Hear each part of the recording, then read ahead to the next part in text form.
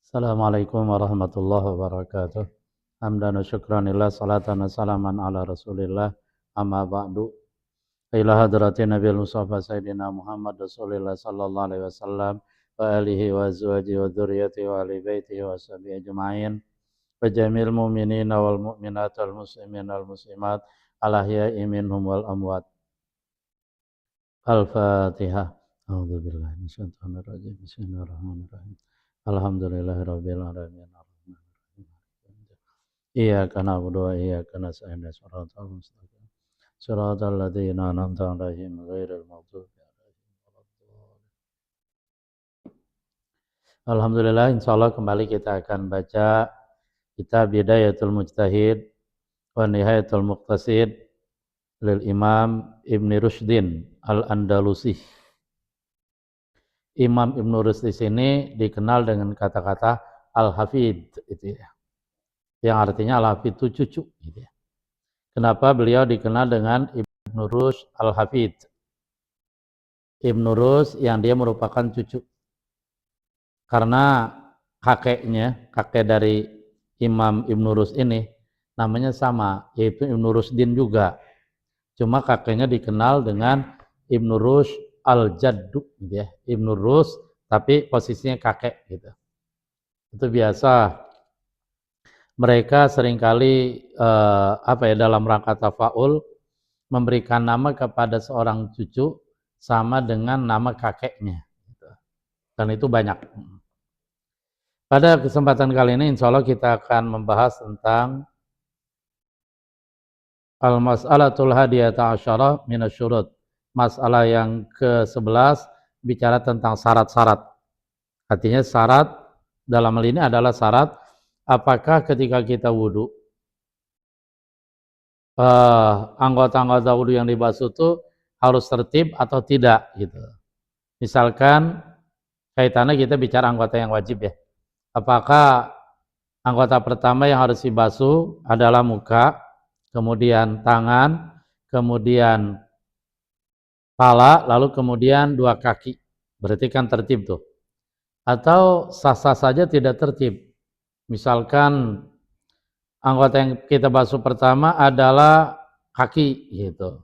Lalu kemudian kepala, lalu kemudian muka, lalu kemudian tangan.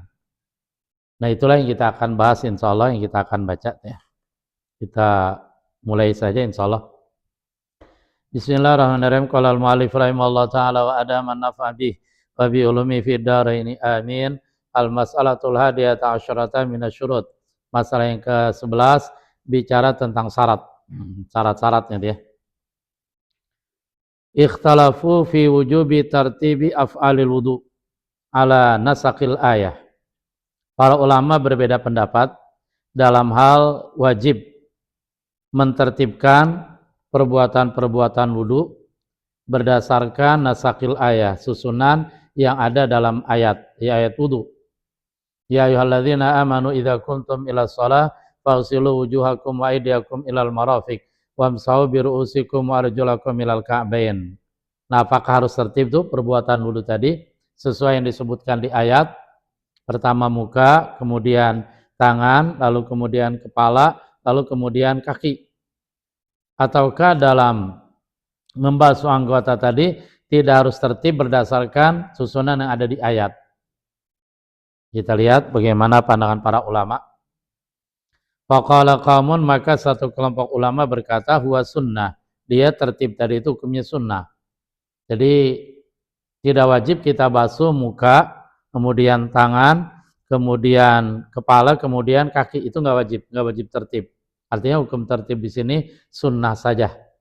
Jadi disunahkan tertib. Pertama membasuh muka, basuh dua tangan, kepala, lalu kemudian kaki. Itu pendapat qaumun, satu kelompok. Jadi lagi dan lagi at-tartib huna sunnah. Wa huwa alladhi aqal mutaakhirun min ashabi Malikin anil madhab wa bihi qala Abu Hanifah wa Tsari wa Dawud.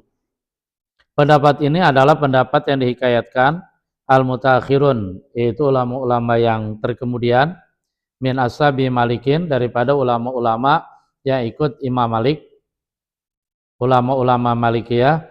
Nah, mereka meriwayatkan ini anil mazhab, dari mazhab Syafi'i, dari mazhab Imam Malik. Pendapat ini juga dipegang oleh Al-Imam Abu Hanifah wa Imam Tshauri wa Daud dan Dawud.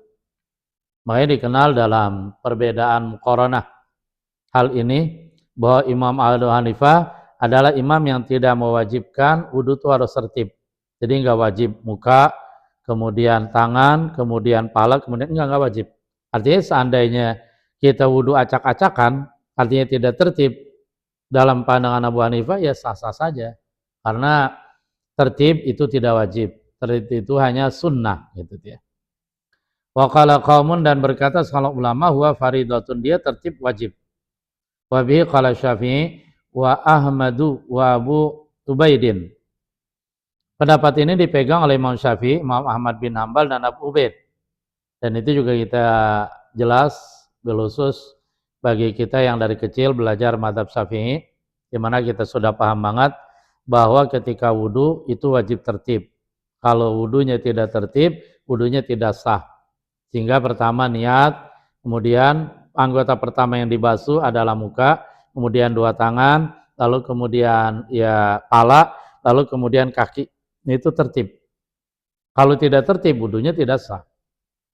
Misalkan yang kita basuh dari bagian anggota wudhu pertama kali tangan, lalu kemudian muka, lalu kemudian kepala, lalu kaki. Nah, dalam mazhab Syafi'i itu tidak sah wudhunya karena tidak tertib. Sementara dalam mazhab Abu Hanifah ya sah-sah saja karena dalam pandangan beliau at-tertib fi af'alil wudhu sunnah gitu. Ya, makanya bisa jadi ketika kita berkeliling dunia, suatu saat kita di satu daerah yang menggunakan mazhab Abi Hanifah, kita akan melihat mereka dalam wudhu tidak tertib. Ya artinya ada yang tertib, ada yang enggak. Kenapa? Karena tertib dalam mazhab Abu Hanifah itu sunnah, tidak wajib. Wa hadza kullu fi tartibil mafrud mal mafrud. Dan ini seluruhnya perbedaan pendapat tadi dalam mentertibkan al-mafrud, anggota yang wajib dibasuh, mal mafrud, beserta anggota lain yang wajib dibasuh. Artinya perbandingan antara anggota yang dibasuh dalam wudu, yaitu anggota yang wajib, muka, dua tangan, kepala dan kaki gitu. Wa ma tartibul af'alil mafrudati mal af'alil mas'una wa inda malikin mustahabun wa qala Abu Hanifah wa sunnah. Adapun tertib perbuatan-perbuatan yang wajib beserta perbuatan yang sunnah. Nah, mana dulu tuh yang dibasuh? Apakah perbuatan yang wajib dulu atau sunnah gitu? Bahwa maka dia tertib antara perbuatan yang wajib dan perbuatan yang disunahkan dalam wudu, itu hukumnya dalam pandangan mazhab Malik mustahab, dianjurkan. Waqala Abu Hanifah, dan Abu Hanifah berkata wa sunnatun, dia itu sunnah. Lagi dan lagi yang menjadi permasalahan dan pertanyaan kita adalah kenapa ulama kok bisa berpendapat dalam hal ini dia? Ada yang wajib tertib dalam wudu, yaitu pandangan Syafi'i, Ahmad dan Abu Ubaid. Sementara pandangan Imam Abu Hanifah, pandangan Imam Tshauri, Daud dan Ashabu Malik, dia tidak wajib tertib, sunnah saja gitu. Apa sih penyebabnya gitu? Kita lanjut baca. Wasababu ikhtilafim syai'ani. Sebab perbedaan pendapat mereka ada dua hal. Jadi ada dua hal yang menyebabkan mereka beda pendapat. Gitu. Biasa tuh ya, namanya al-far'u mabniun alal asli. Kalau yang satu megang asalnya ini, maka nanti cabangnya mengikuti asal ini. Kalau yang satu lagi memegang asalnya beda, maka nanti cabangnya juga yang tumbuh dari pondasi dan dasar tadi beda juga gitu. Jadi dua hal yang menyebabkan mereka berbeda pendapat. Ahaduhuma, salah satu dari keduanya. Al-isyirakul ladzi fi wawil atfi. Ati isyirak yang ada pada wa atop. Wa dzalika anna qad yutafu biha al-asya'ul murattabati ba'duha ala ba'din. Wa qad yutafu biha ghairul murattabah. Apa maksud isyirak dalam waw atop? Wa dzalika, dan penjelasan itu, penjelasan isyirak, Anahu bahwasanya qad yu'tafu biha, terkadang diatofkan biha dengan atop. Al-asya'ul murattabah, beberapa perkara yang tersusun. Ba'duha ala ba'din. Kita baca ba'du ya. Ba'du ala ba'din, sebagian perkara tadi atau sebagian yang lain. Artinya terkadang waw atop itu dia digunakan untuk mengatopkan sesuatu yang tertib. Artinya sesuai susunan yang ada. Tertib itu dia. Artinya matub alaih, kemudian baru matub dan seterusnya. Waqadi utafu biha, terkadang diatopkan dengan wa atop ghairul murattabah. Terkadang wa atop digunakan untuk menunjukkan sesuatu yang tidak tertib. Jadi tidak harus tertib. Makanya wa atop digunakan untuk dua hal tadi itu. Menunjukkan tertib dan juga terkadang menunjukkan tidak tertib. Itulah mana al-isyraq fi wawil atfi. Wadzalika, dan hal itu zahirun jelas min istiqra'i kalamil Arab, dari penelitian bahasa Arab. Artinya memang dalam bahasa Arab orang-orang Arab menggunakan waw tadi dengan penggunaan yang musyarok. Walidzalika, oleh karena isyraq tadi, inqasaman nahwiyun fiha ismaini. Ahli-ahli nahu terbagi menjadi dua, fiha dalam hal ini, dalam hal waw ataf. Faqala nuhatul Basrah, maka berkatalah ahli-ahli nahu dari kota Basrah, laisa taqtadi nasaqan wala tartiba. Yang namanya wa ataf itu dia tidaklah menuntut, artinya menunjukkan dan menuntut nasaqan wala tartiba, tidak menuntut nasak dan tidak pula menuntut tartib. Nasak itu artinya sama sama tartib, yaitu sesuai susunan yang ada, nasak sesuai susunan yang sebelumnya. Jadi ulama-ulama Basra, khususnya ahli-ahli nahwu ya, mereka mengatakan yang namanya waw dia tidak menuntut adanya tertib. Yang mana aja duluan dia, silakan. Mau matub alaih yang duluan baru matub silakan, atau matub duluan baru matub alaih silakan. Jadi enggak harus tertib. Wa inna ma taqtadil jam'a faqat. Hanya saja wa ataf itu dia menuntut al-jama', menggabung. Artinya menggabung matub dan matub alaih dalam hukum yang sama, tetapi tidak menuntut tertib. Artinya sah-sah saja tidak tertib. Itu pandangan Nuhatul Basrah ya. Wa qala al-Kufiyun, dan berkata ulama-ulama Kufah, ya artinya Nuhatul Kufah, ahli-ahli nahwu dari kota Kufah, bal taqtadin nasaqa wa tartiba. Yang namanya waw itu menuntut an-nasak, sesuai tertib, susunan yang ada dan tertib. Berarti harus tertib. Menurut ulama nahwu dari Kufah, waw ataf harus menunjukkan tertib gitu. Dan disinilah akar masalah, sehingga ulama ada yang mengatakan tertib dalam anggota wudhu wajib, ada yang mengatakan tertib dalam anggota wudhu ya tidak wajib, sunnah saja gitu. Seperti pandangan al-Imam Abu Hanifah, al-Imam Sufyan Tsauri, dan al-Imam Dawud dan Ashabu Malik. Faman ra'a annal wawa fi ayatil wudhu taqtadi tartiba, maka ulama yang memandang bahwasanya waw yang ada pada ayat wudhu itu menuntut tertib, qala, dia berpandangan bi tertib, yaitu wajib tertib. Jadi ulama yang mandang bahwa waw dalam ayat wudhu tadi menunjukkan tertib dan menuntut agar tertib, maka mereka memandang bahwa tertib hukumnya wajib gitu. Ya, arti tertib tadi saya ulang ya.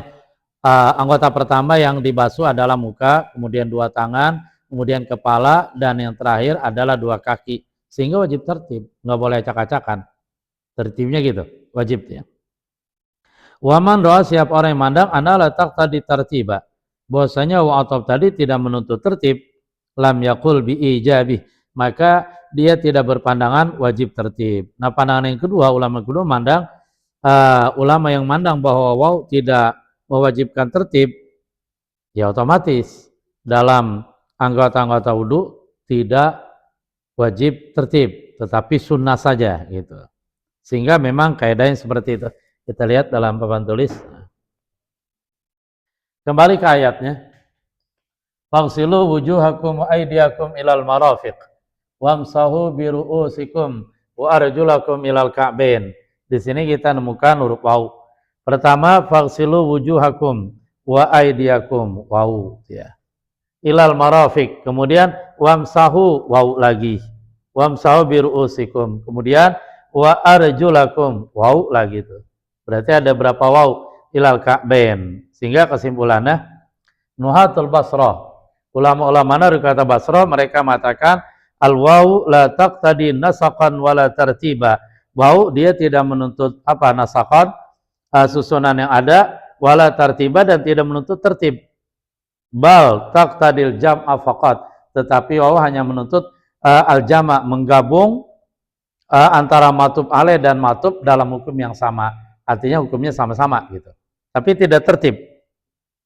Sehingga ketika kita bilang Ja'a Zaidun wa Amrun, telah datang Zaid dan Amr, itu tidak wajib tertib. Tidak wajib Zaid datang duluan lalu kemudian Amr.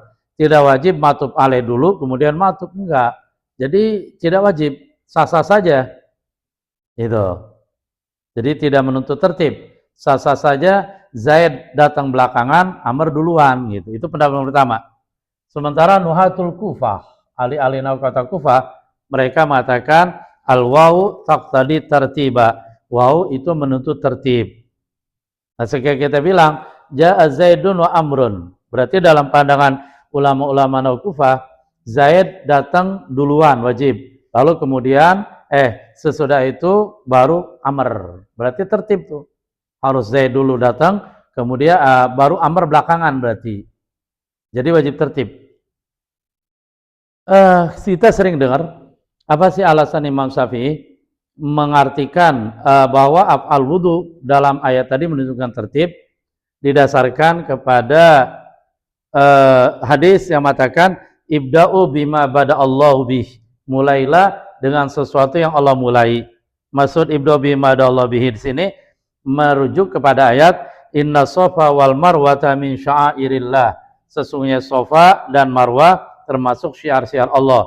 Artinya ketika itu beberapa orang bertanya, ketika kita sa'i, sofa dulu baru marwah atau marwah dulu baru sofa? Nah dijawab oleh Rasulullah SAW, ibda'u bima bada'allah. Karena dalam ayat ini Allah mengucapkan sofa duluan, baru kemudian marwah, maka diputuskan sa'i wajib tertib, yaitu sofa dulu kemudian marwah, nanti balik lagi ke sofa ke marwah lagi tertib. Jadi sofa dulu kemudian marwah, artinya dari sofa menuju ke marwah, jadi balik marwah dulu baru sofa gitu. Itu sebab yang pertama.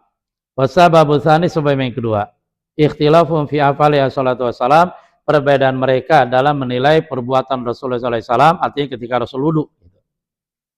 Hal hiya mahmulatun alal wujub atau alal nadbi.